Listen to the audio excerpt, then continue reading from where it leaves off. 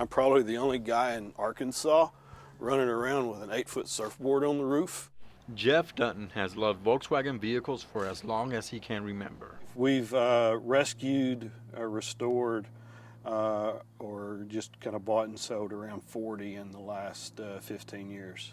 His most recent acquisition is the 1965 Volkswagen bus. For me, it's part of preserving history.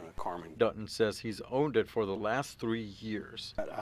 I've owned 2 or 3 that I drove around for a little while, had a couple of campers, and ended up with this 65 and still continue to buy and sell, but this one is a keeper.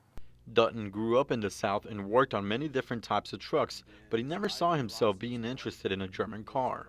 I consider myself a 50-year-old kid, just out wrenching and trying to have a good time. He credits his dad as the reason behind his interest in cars.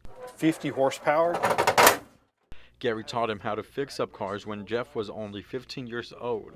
They started with a beat-up company truck that ended up being Jeff's first car. So he and I started working on it, and I drove that car for 17 years and sold it to fund a restoration of a Volkswagen, and then actually found it on Craigslist 2 years ago and bought it back. Dutton is using what he's learned from his dad to pass along to his children so they can take a car found here at a junkyard and restore it.